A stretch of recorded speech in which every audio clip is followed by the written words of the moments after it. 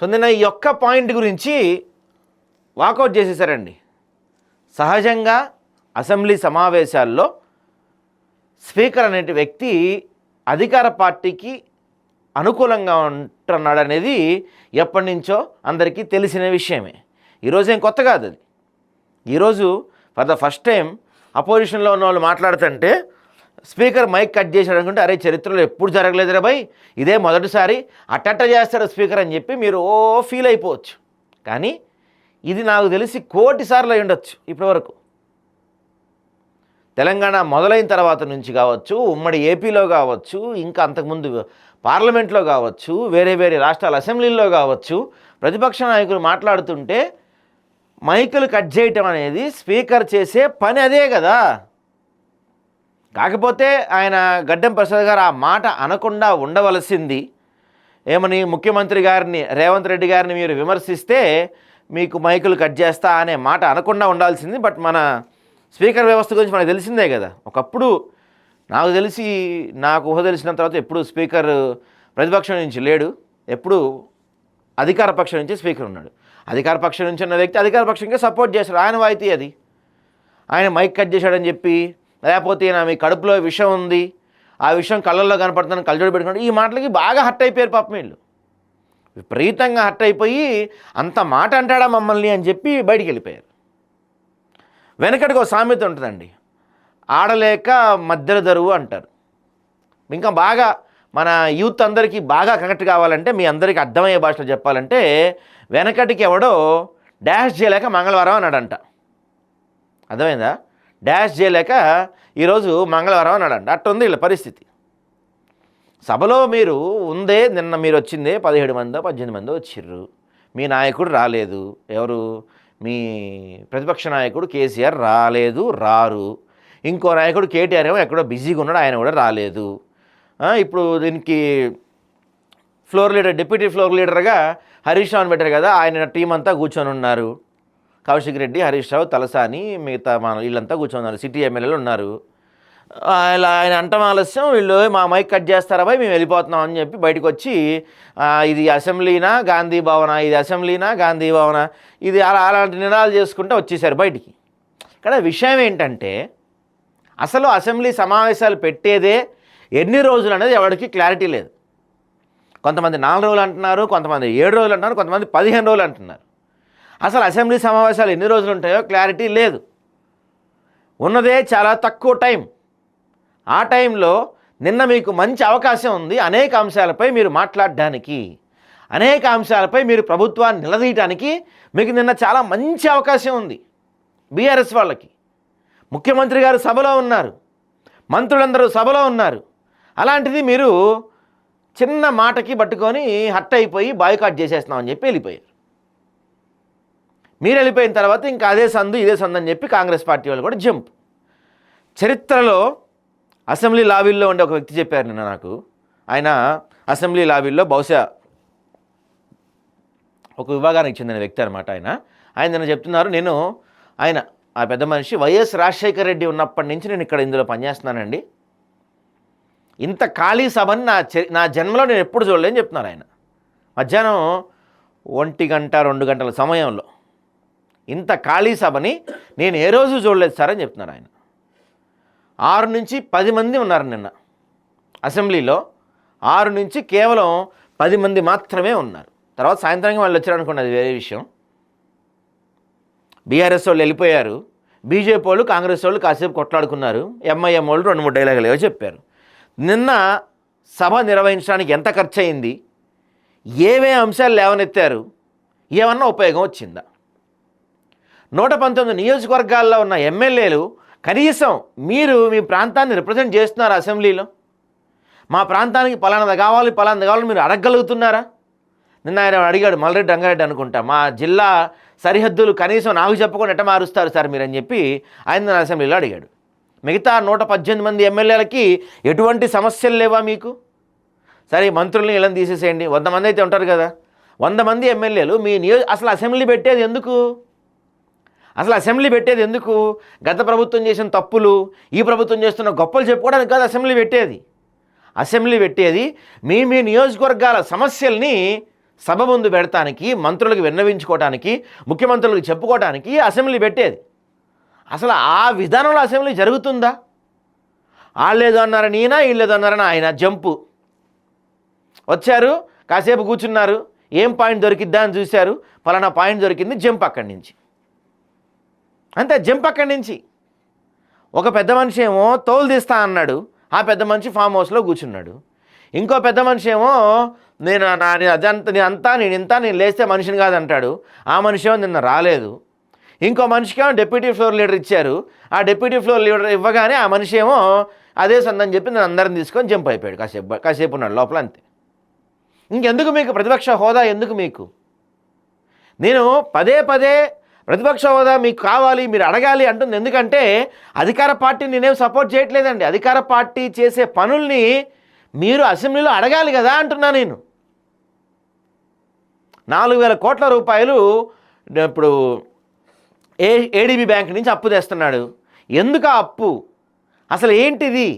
ఎవరి కోసం ఇది? మూసిలోకి గోదావరిని ల్యాండింగ్ తీసుకొస్తున్నావు నువ్వు. అక్కడ వికారాబాద్ దగ్గర ఎక్కడో పెద్ద ప్రపంచంలోని పెద్ద ఎత్తున గాంధీ విగ్రహం కడతా అంటున్నారు. ఆ గాంధీ విగ్రహం ఎవరి కోసం? నైట్ ఎకానమీని పెంచేస్తామని చెప్తున్నారు ముఖ్యమంత్రి గారు.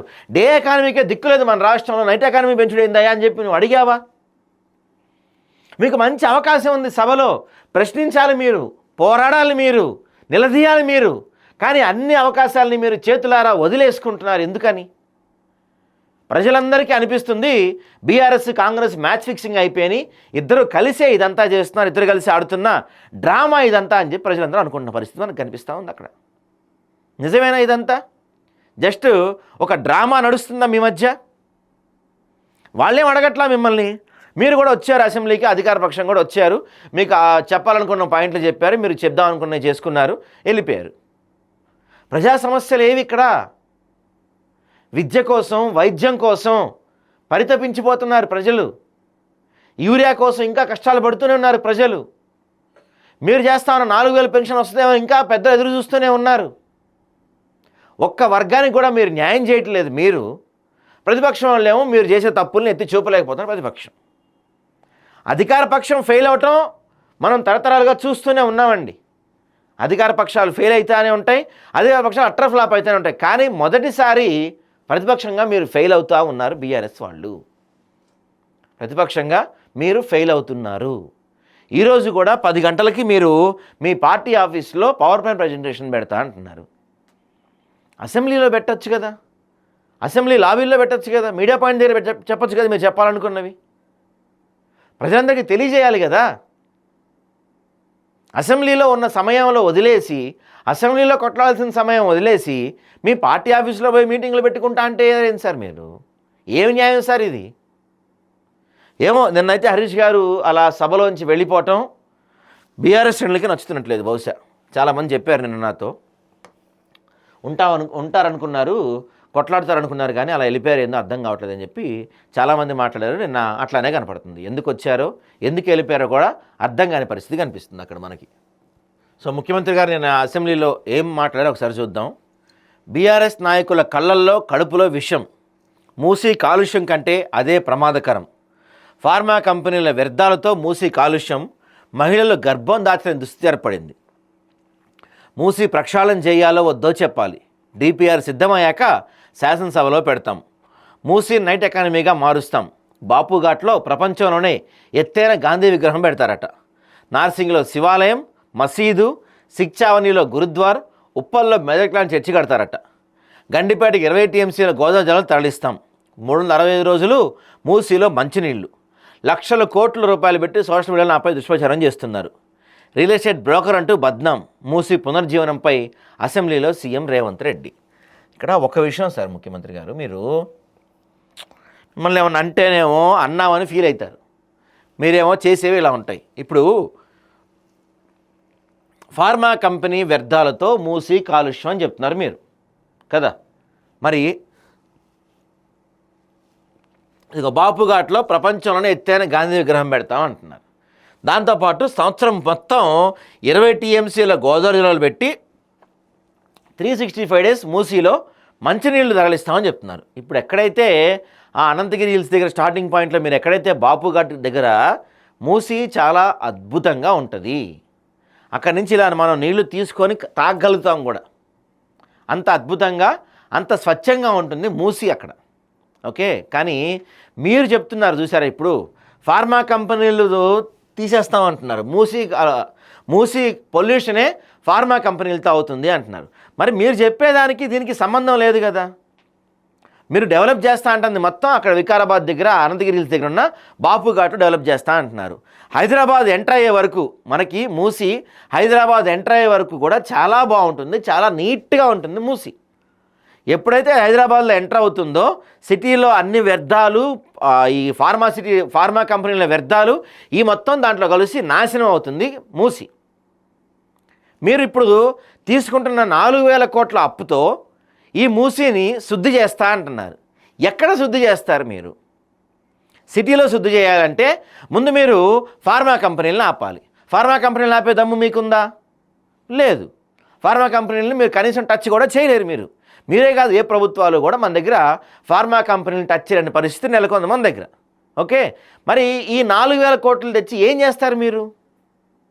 ఇప్పుడు ఇక మసీదులు, చర్చిలు, గురుద్వారాలు ఇట్లాంటివన్నీ వాళ్ళు కట్టుకుంటున్నారు, వాళ్ళు ఉన్నాయి అక్కడ. అవన్నీ ప్రత్యేకంగా మీరు ప్రజా డబ్బులతో, ప్రజల సొమ్ముతో అవి కట్టాల్సిన అవసరం ఏముంది? మీరే చెప్పండి, అవి కట్టాల్సిన అవసరం ఏమన్నా ఉందా? అక్కడ ఉన్నాయి కదా ఆల్రెడీ.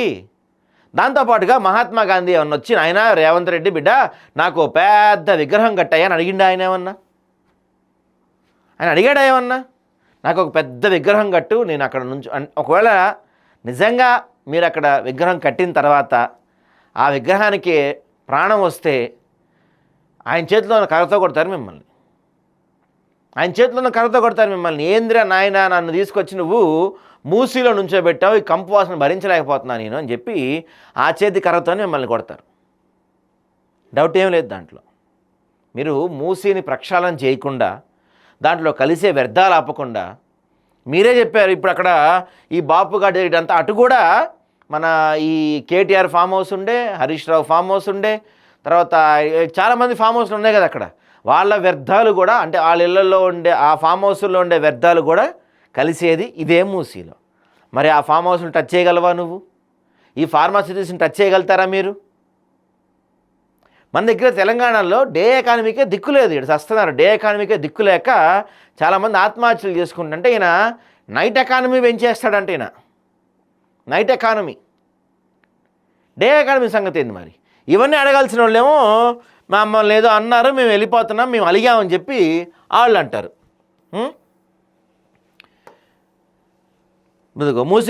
మూసీలోకి మంచినీళ్ళు ఎక్కడి నుంచి తెస్తారు? గాల్లో నుంచా, మలన సాగర్ నుంచా? అసెంబ్లీలో ప్రశ్నలు సంధించిన హరీష్ రావు. నిజమే కదా మరి. ఎలా తీసుకొస్తారు మంచినీళ్ళు అక్కడ? మీరు అసలు సాధ్యం కాదు కదా అది, మంచినీళ్ళు తేవటం అక్కడికి. దాన్ని మీరు డెవలప్ చేయకుండా, అంటే ఫార్మా కంపెనీల నుంచి రావాల్సిన వ్యర్థాలు దాంట్లో కలవకుండా ఆపనంత వరకు మీరు 4,000 కోట్లు కాదు కదా, 4,000 లక్షల కోట్లు ఖర్చు పెట్టినా ఆ మూసి ఎందుకు పనికిరాదు? అవేవో మీరు విద్యార్థులకో లేకపోతే వైద్యం కోసం ఖర్చు పెడితే కొంచెం అన్నా బాగుపడే అవకాశం ఉంటుంది. దయచేసి ఆ దిశగా చర్యలు తీసుకోండి మీరు.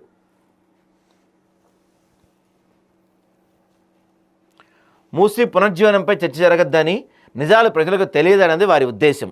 వారి కడుపు నిండా విషం, వాళ్ళ కళ్ళలోకి చూడండి, ఆ విషపు కళ్ళతో మొత్తం కాలి బూడిదేటి చూస్తున్నారు. అయినా ఆ విషపు చూపులు ప్రజలకు అర్థమవుతాయి అన్నారు.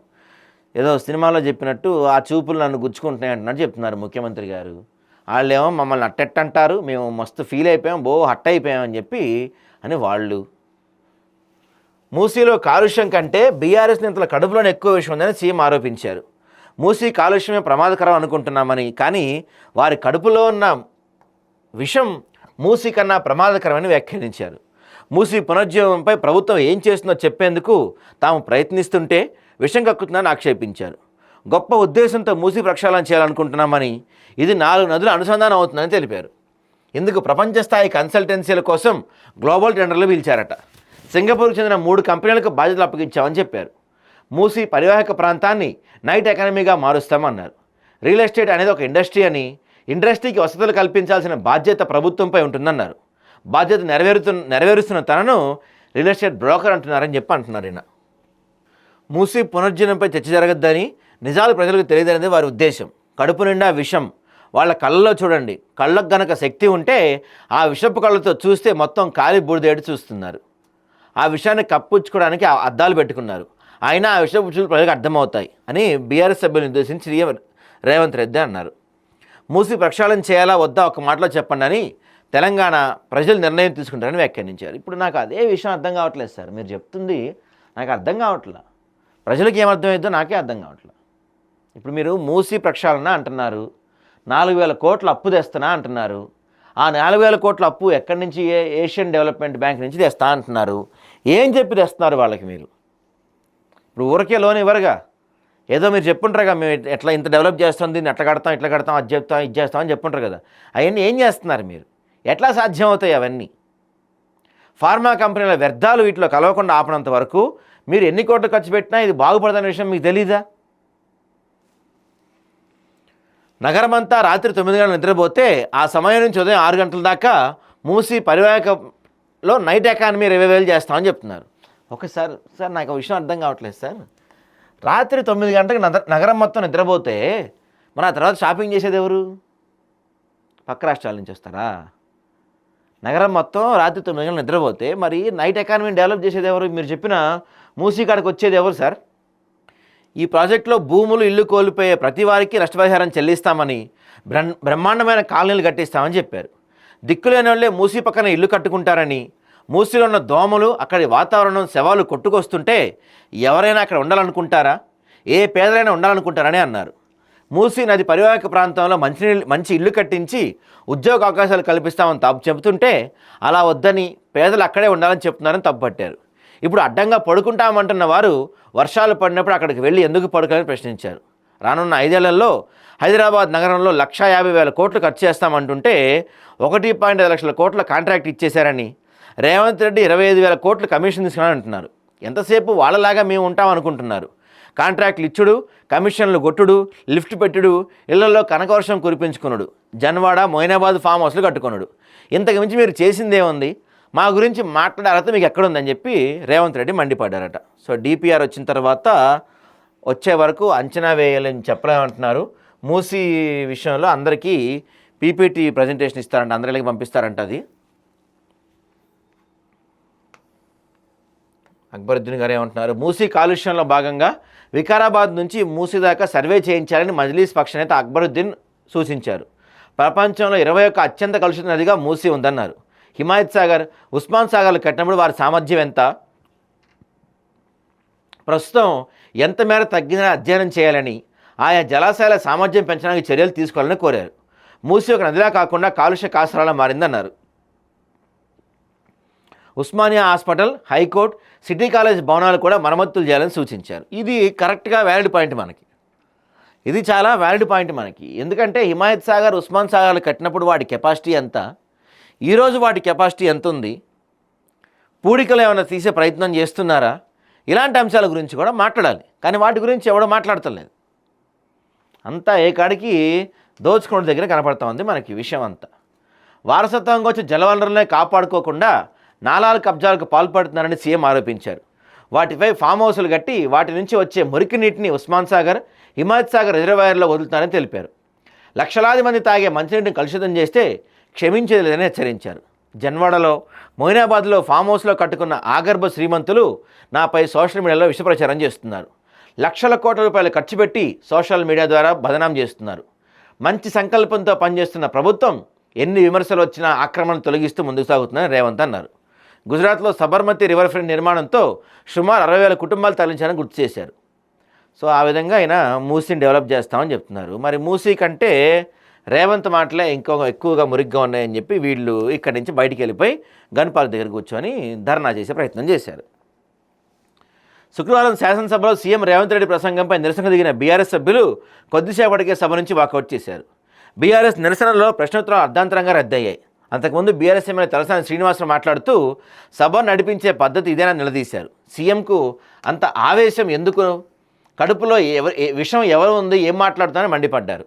శాసనసభ వ్యవహారాల మంత్రి దుద్దుల శ్రీధర్బాబు స్పందిస్తూ ప్రసంగంలో ముఖ్యమంత్రి గారు ఎవరి పేరును తీయలేదు కదా, మరి ఎందుకు భుజాలు తడుపుకుంటారని ప్రశ్నించారు. అయితే సభను 7 రోజుల పాటు నడిపించిన తర్వాత మళ్ళీ బీఏసీ నిర్వహించి సభను నడుపుతామని చెప్పారని హరీష్ రావు అన్నారు. కానీ ఈరోజు సభలో ఏం చర్చించాలనే దానిపై అజెండా తెల్లవారుజామున 2 గంటలకు పంపించారని చెప్పారు. మూసీ కంపు కంటే సీఎం మాటల కంపే ఎక్కువగా ఉంటుందన్నారు. ప్రభుత్వ విప్ ఆదేశం స్పందిస్తూ సీఎంపై చేసిన అనుచిత వ్యాఖ్యలను వెనక్కి తీసుకోవాలని డిమాండ్ చేశారు. అది ఊరికే కొట్టుకోవటానికి, కాసేపు తిట్టుకోవటానికి, సరదాగా నువ్వు అది నువ్వు ఇది నువ్వంతా నువ్వింత నువ్వింత దోచుకున్నావు అని చెప్పి మాట్లాడుకోవడానికి తప్ప ఇక్కడ వీళ్ళు చేసేది ఏమీ లేదు. అసెంబ్లీ సమావేశాలు మొత్తం బహిష్కరించారా అనేది నాకు క్లారిటీ లేదు, ఎక్కడ చెప్పలేదు వాళ్ళు నిన్న. మరి అదే వాకౌట్ చేశారు అంతే.